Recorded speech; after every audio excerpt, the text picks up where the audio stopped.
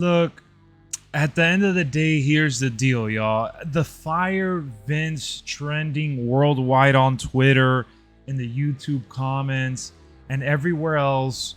I get it. We're trying to get our voices heard, and we're trying to ultimately push Vince McMahon out.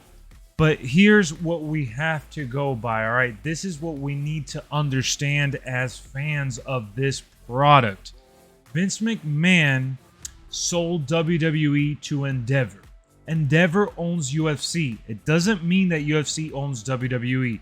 Vince McMahon did an interview where he was asked straightforward about him coming back and working how he did before, in terms of 100% going back into creative, 100% going back to the day-to-day task. And that's not what he's doing. He was a chairman yesterday, last week, last month, when he got brought back after the scandal, and he remains as a chairman. He's doing the business side of things. Now that he's tweaking, adjusting, or suggesting story changes, all right, I won't disagree there. All right, we really don't know what the hell is going on. There's a couple people reporting, what kind of went down at Raw and WrestleMania weekend.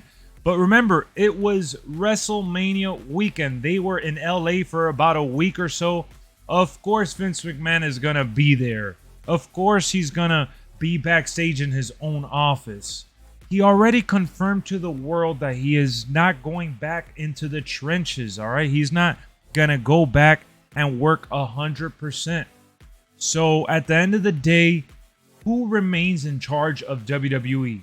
If you look at UFC, Endeavor stayed with Dana White as the president of UFC, and he runs most of the show, if not all. On WWE side, it's Nick Khan.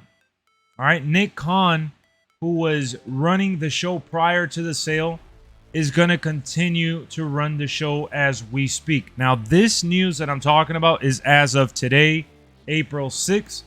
If it changes from here to a month, a week, a day, anything can happen in 24 hours. And in terms of the content manager, the person in charge of creative, full creative control is still in Triple H's duty. All right, Triple H is still in charge. Now, I'm not trying to be you're just being a WWE mark. You're just not reading. Guys, I know everyone is saying, everyone's reporting Vince is back. It's literally like 2 or 3 sources, right? Dave Meltzer, Sean from Fightful.com, and it's everyone else copying and headlining the same exact article or podcast over and over and over and over. It doesn't mean that there's tens and hundreds of people reporting that Vince is back running the show. It's literally the same people. And because someone posted on social media, producers talking to Seth Rollins before his segment getting canceled, I get it. It hasn't happened frequently during the Triple H era in terms of changing while on air. But guys, producers go out and talk to the performers all the time during commercial breaks, changing the ring apron, changing the mat, whatever. I've seen producers go out there and speak to the performers plenty of times, talking to the refs, the announcers. It's very common. Just because it happened and got posted the night before Mania, and it happened to be when Seth Rollins had his segment canceled, doesn't mean that this doesn't happen on a week-to-week basis. The show changes every single day, every single hour. Triple H has talked about it in the past. Booking is not easy. They are constantly evolving and changing stories around. And Vince suggesting, adding, removing, whatever. Everything bad is on Vince McMahon and everything good is Triple H. If that's the case, the greatest headline that I've read over the last few days is that Triple H has the best job in the world right now. He could do no wrong. Everything good in WWE is all Triple H. Everything bad is all Vince McMahon. And that's literally the way the fans are making it out to seem. Honestly, I don't want Vince back full time. I don't want Vince back tinkering and changing the product. I really, truly don't. Whether you believe what I'm saying now or not, or you've heard me in the past say something positive about Vince, it was never in reference to him working every single day.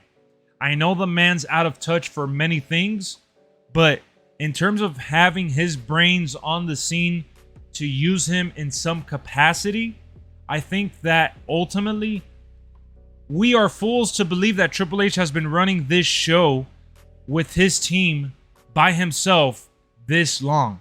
If you guys think that Vince McMahon hasn't helped Triple H, or Triple H hasn't called Vince McMahon for his opinion, you guys are naive and really, really have no clue.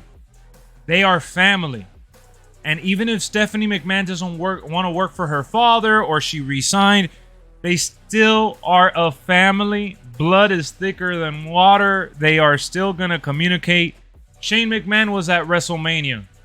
Yeah, he got hurt. All that stuff happened. But Shane McMahon, who was let go after Royal Rumble 2022, and all the allegations and all the rumors and him being on bad terms with WWE and trying to do all the stuff that he did at the Rumble, he still appeared as a massive surprise at WrestleMania. What does that tell you?